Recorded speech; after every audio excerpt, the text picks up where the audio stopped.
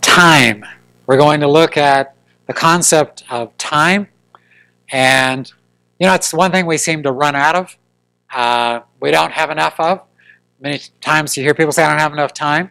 I think of the story that Richard Green used to tell when he was here about there was a pastor who was pacing up and down in his office, and his assistant came in and said, Doctor, I can't even remember what his name was, Doctor, whatever your name is, what is the matter?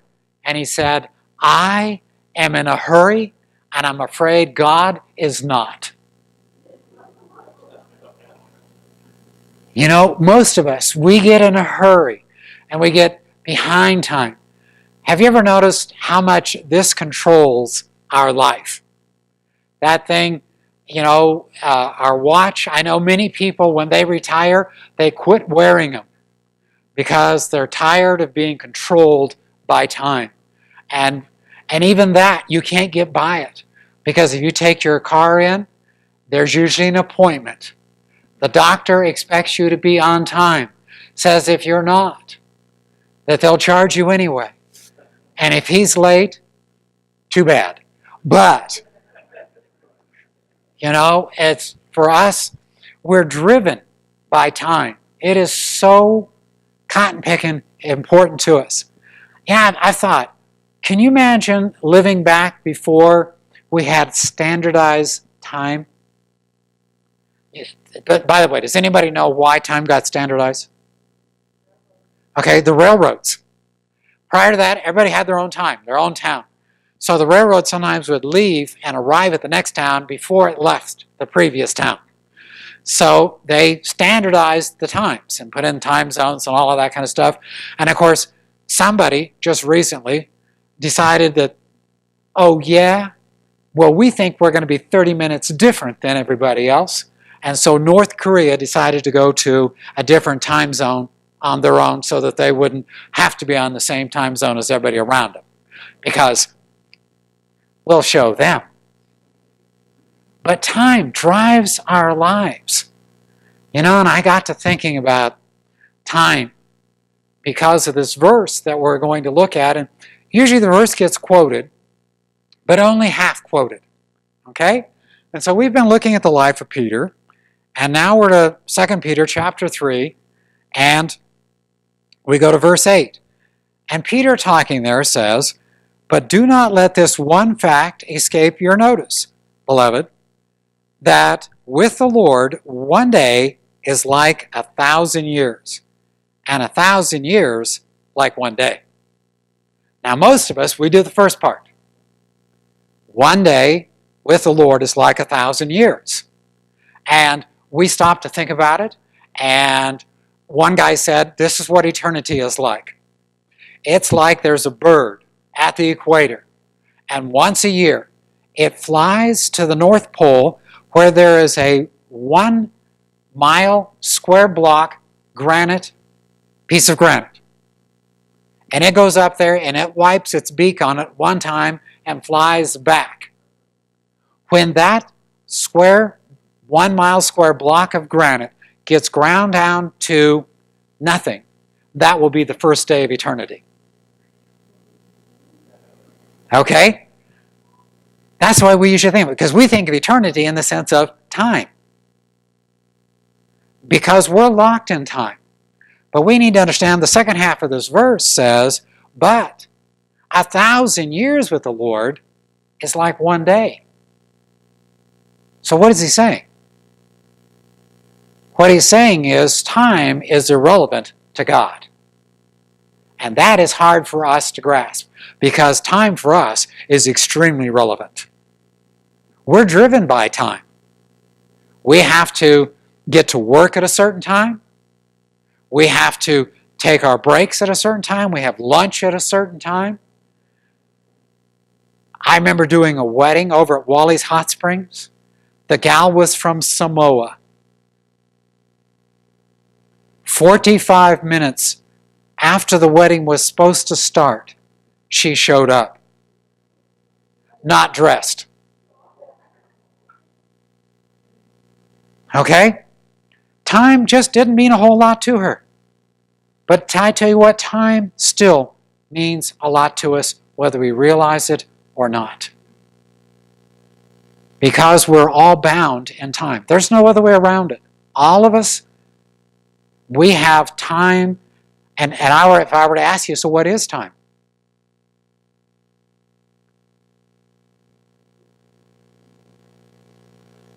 Okay, wake up. What is time? Of?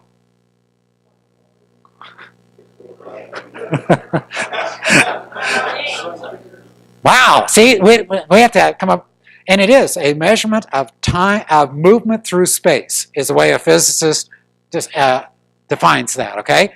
And we think about it, the Earth revolving, and that's a day, and that's how we clock time, because of that movement and all of that, and all of us, we move from being born to the time we die, and all of that. We're locked in that.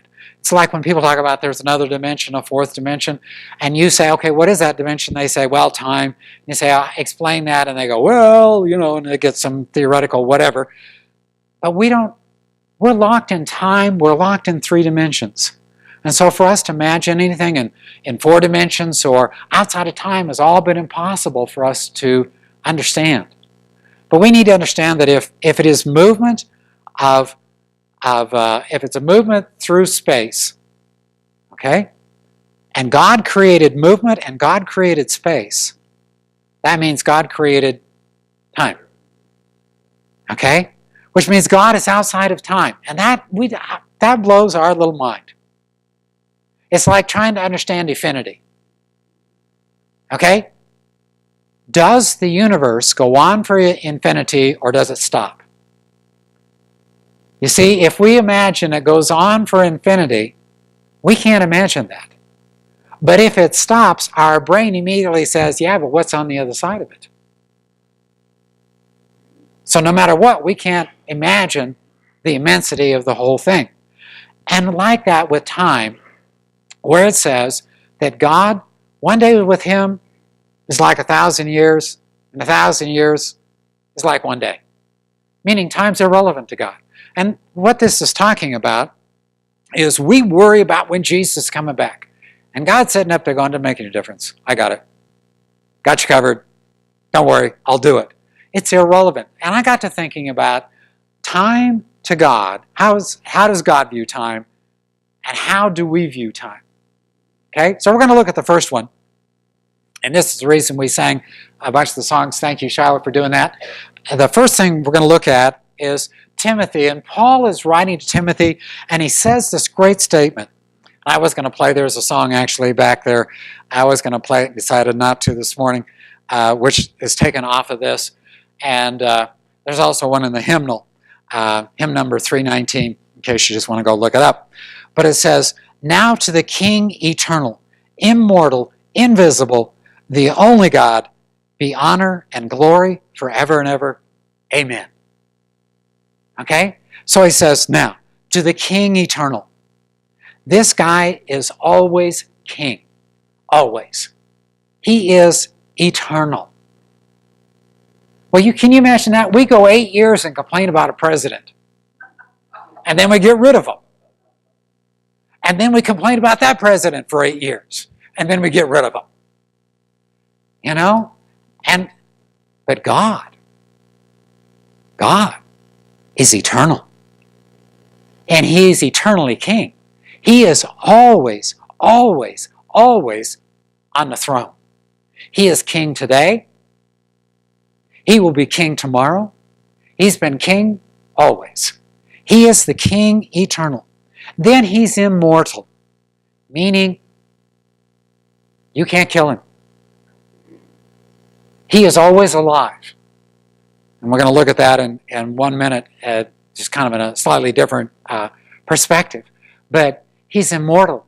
He's invisible. Now, when we think of invisible, we think of ghosts, which you can see the outline of, like Casper, who lives in Wyoming. And, well, you ask people why certain things are haunted, today, and they always have crazy answers. Well, a bad thing happened here. And others is because, yeah, but they were buried 6,000 miles away. Or whatever, and it's, so why is it here that you think that ghost is? Okay, but invisible. I can't imagine invisible. I guess the best I can do is air. There was a standard joke in Denver where I grew up. People from Los Angeles would not get off the plane in Denver. They did not trust any air they could not see. Okay? And so, that's back when Denver used to have clean air. Okay? And he is the only God. There's not another God.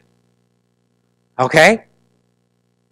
He's invisible. I mean, I don't really understand any of those. How can you have a being you cannot see? How do you do that? That he's immortal. And, we're not talking the TV type of immortal. And he's a king eternal. Matter of fact, he has been around so long, went right by it. Psalm 90 verse 2. Before the mountains were born, or you gave birth to the earth and to the world, even from everlasting to everlasting, you are God. You notice it did not say you were God. It says you are God. He was, he is, and he will be. And he is God. Matter of fact, that I thought about putting it in Hebrew, where Moses goes to the burning bush, and then he says, God says, I'm going to send you. And he says, who shall I say sent me? And he says, I am. Not I was, not I will be, I am. Always I am. He exists outside of it. And so for God, time is out there. Time makes no difference to God. The most amazing thing happened when he decided to enter his creation and enter time. When Jesus became a human being, God entered his creation and he entered time for the first time. And you get to, there's a little book out that's been out of print, I'm sure, for many years. It's called The Lord of Time and Space, written by a physicist that was a PhD at Stanford, went to Peninsula Bible Church. Ray Stedman was pastor there for a lot of years, and he wrote a book called Lord of Time and Space. Fascinating little book put out by Moody Press. Pretty easy actually to read about how God owns time, space, everything. Okay? And so I get to think about God, this God who is so different than you and I. And therefore, time is so different to him. Matter of fact, in Isaiah 40:28, it says, do you not know, have you not heard, the everlasting God, the Lord, the creator of the ends of the earth, does not become weary or tired. His understanding is inscrutable.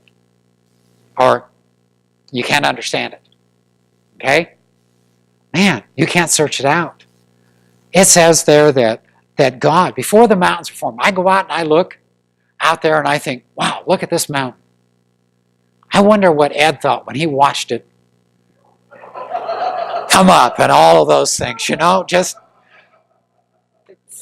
what was that like? Anyway, all of that stuff that God was doing, he says, before any of that happened, before any of the earth or any of the worlds or anything was made, you are God. You are already there. And that created the ends of all of that, the earth. He doesn't become weary or tired. One of the things I notice is I need a little more sleep now. And I know most of you do too. And you're picking it up right now. Okay?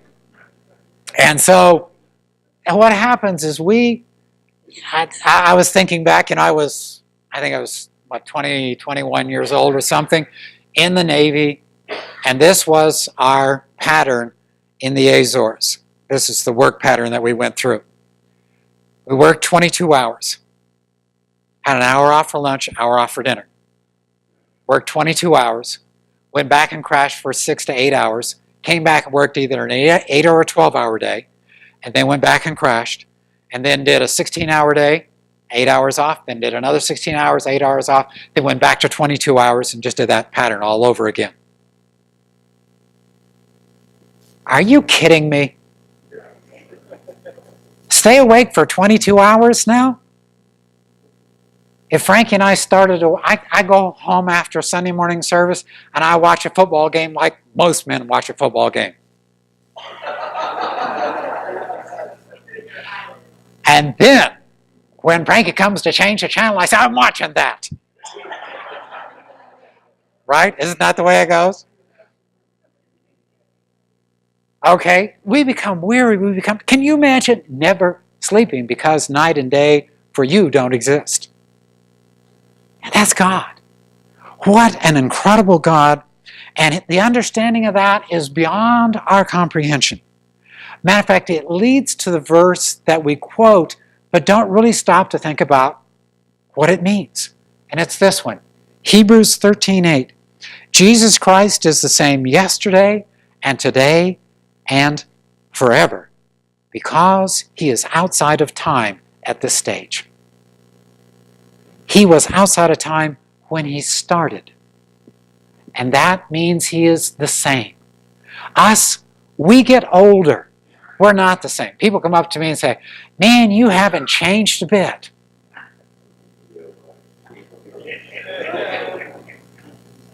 Really?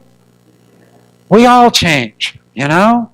I notice I'm changed. I can't do what I used to do. It frustrates me. My younger brother and I were talking about that yesterday, that, you know, wow, time has changed us. We're not the same as we were. So time has this incredible influence on us because we're locked on it, but on God, he's outside of it. He's eternal. He is so different than you and I. So radically different. And yet, he sent his Son to die for us. So time means nothing to God. So what's it mean to us? Man, I get to thinking about that. Back to Psalm 90, where we read in verse 2, excuse me, I jumped ahead of myself. David is talking Psalm 39. We'll go back to 90 in 1 minute. In Psalm 39:5, he says, behold, you have made my days as handbreadths, and my lifetime as nothing in your sight. Surely every man at his best is a mere breath. Selah. Now, Selah means, they don't know what it means exactly in Hebrew. The idea is stop and think about it. My days are like handbreadths. The width of my hand. That's a handbreadth. Do you ever think about that? My days are just like, boom, and they're gone. I got thinking about it. I did my uncle's funeral.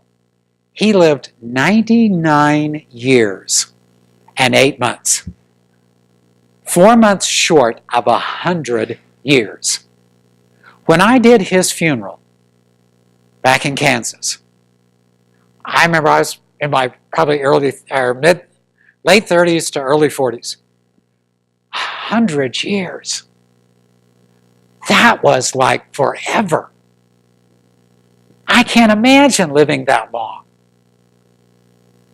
Today, I'm 66. I've lived 2/3 of those 99 years. Wow. 99's not really that old. I think I'm going to be like George Burns, who said he was trying to live to be 100 because not many people die after they're 100. Okay? That's usually our kind of our thing. Man, my life, but I look at that 99 years and I back it up compared to 2,000 that it's been since Jesus. And that 100 years is not that big of a blop on a timeline. And you take it back 10,000 years, and you know what? That's like a breath. That doesn't show up very long on a timeline. Time for us, highly important. In our lives, you know, when you're a kid, 30 I'll be old when I'm 30. I remember my calls to ministry. Actually, what I was afraid of was God was going to call me to medical missions to be a doctor. And I thought, God, I'd gotten out of the Navy, and I thought, God, I couldn't do that. I couldn't become a doctor. I'd be like 30 by the time I got out. I'd be old. And today, most of us go, 30? Yeah, I remember 30, I think. It got by us, you know? And our life is quickly, just moves along. So the question is, if our life is a handbreadth and boom, we're off the scene, so how do we view time? And I believe it's what David was talking about in Psalm 90, where he said this. Back to 90 verse 2 we read, before the mountains were born, you gave birth to the earth and the world, even from everlasting to everlasting. You are God. But then he turns to himself and he says this, so teach us to number our days, that we may present to you a heart of wisdom. What it literally says in the Hebrews up there, so that we may bring a heart of wisdom. There's no you in there. It's the idea of, God, teach me to number my days. You know, I've got a certain number of days left. I told you my uncle was 99. If I lived as old as my mother, I've got 19 years left. She was 85. If I live as long as my dad, then I've got 26 years because he was 92. And I think about that. And I think about I got X number of years or days left in my life. I was with somebody this week in their home, and she was talking. She's developed cancer. She said, you know, it's really all of a sudden brought my mortality to my face. It's in my face. She said, I understand we're all mortal. We're all going to die. This suddenly made it very real to me. Wow. And I stop and think, so how do I number my days? Does that mean that I put a calendar up there? Jerry's death day. You know, when I was in Uncle Sam's Canoe Club, we had short timers. Short timers were people that were getting ready to get out of the military. And everybody had their own little system. Some of them had calendars, short timer calendars. And they had statements like this. I'm so short, I have to stand on a dime to look over a nickel. And it means you didn't have much time left. You were getting ready to get out. Some guys had chains.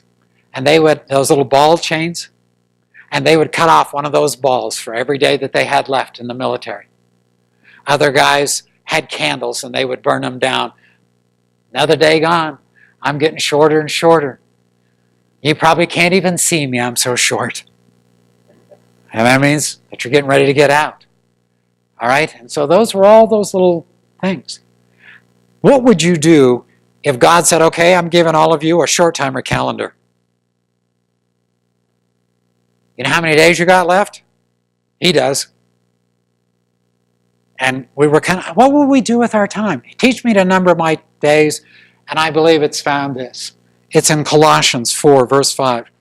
Conduct yourselves with wisdom toward outsiders, making the most of the opportunity. I wish that the New American Standard had left that like King James, where it says, redeeming the time. What would you do if you had $1 million? If you had $1 million, what would you do with it?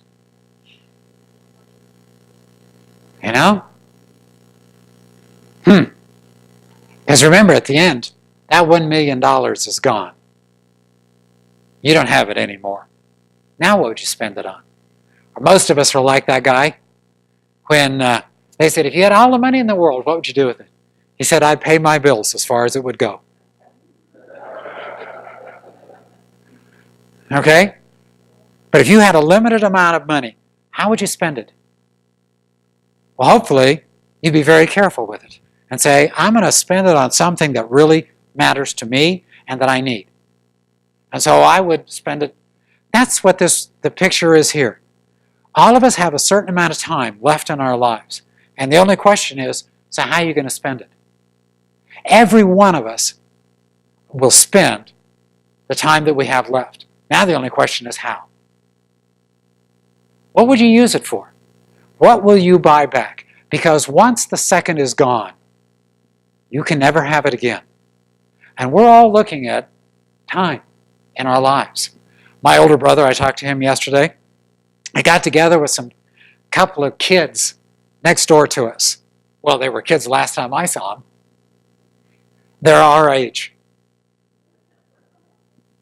And they sat and they reminisced back over our childhood of growing up together and the things that we did together. And they were talking about, you remember, they were talking about the Colorado Rockies baseball team, which didn't exist when we were kids. But they've gone to some of the games. And when a ball gets thrown and it skips in front of home plate, because it's short, the catcher catches it, gives it to the umpire throws the ball away. When we were kids, the ball started coming apart. We got out thread and needle and we sewed that ball back together. Wiffle balls, plastic wiffle balls. We taped those things back together to keep them together and all this kind of. Those days are gone. It's great to relive them, but guess what? They're gone. We can never have those days back. None of us can go backwards. What's happened has happened. Can't undo it. But what will you do with the days you have left? How will you spend those? Will you fritter them away and they'll be used for nothing? Will you spend your time on stuff that when you get said and done, you go, okay, so what? It would be like the guy who worked and worked and worked to perfect the perfect buggy whip, only to find out the automobile had been invented 3 days before and made that worthless. What will our lives matter from this day forward for all eternity? There's a little saying that says, only what is done for Christ will last. So what will you use your life for? And that's what I want you to think about in the area of time. You know how you've spent it in the past. How will you spend it in the future? Will you spend it for something that will count for eternity? Or will it simply be, I was here? And each one of us come with that. Because he said there that what we need to do so that we may present to you what we looked at before, that what we want is that we may bring a heart of wisdom, that we spend that time with God and he changes us. Now, if you've never started with Jesus Christ, then this morning I would tell you, start a life that matters. From this day forward. I don't know how many times I've been with people that said, I think of all the years I've wasted before I came to Jesus and started to live a life that made a difference. Where Christ made a difference in my life. So if you've never invited Christ in as your Lord and Savior, see me afterwards. You still have time to make your life count for something. And for those of us that have given our life to Christ, I think we need to ask ourselves, so what will time mean to me? Will I redeem the time? Will I have a time that when I stand before the Lord said, Lord, I use this time for you? Or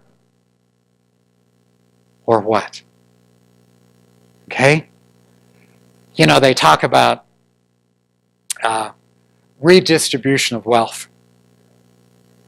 What they have shown is you take a bunch of people and you give them all the same amount of money, and then you back up, and inside of like 10 years, they're in exactly the same position they were in before they gave them all the money.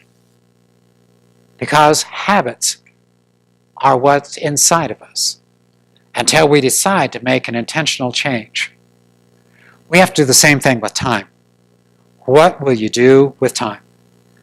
This is how God sees time. To him, it's no big deal. One day, same thing as 1,000 years, 1,000 years, same thing as one day. Doesn't make any difference because he's outside of time. But we're inside of it. And so David says, teach us to number our days. Now the question is, how will we use the days we have left? Let's pray. Father, as we're here this morning, help us to distinguish, first of all, what really matters and what doesn't, so that we would spend time on stuff that really matters. And that we would go through life saying, Lord, this is for you. Father, I pray that we would have a great bank of time when we leave here that has been spent doing the work that you want us to do. And that takes lots of different areas. Being the husband, the wife that we should be. Being the child that we should have been. Being the adult that we should be. Lord, help us to have life and time well spent. For all eternity, when we stand before you, we would have a heart of wisdom, that we might bring that to you because we spent that time with you. Heavenly Father, we pray that the time that we have left here on this earth, each one of us might spend wisely. Lord, I pray that as we leave, you would take and make us stop to think, how will we spend the time we have left? How will we spend it? And will it be spent for you?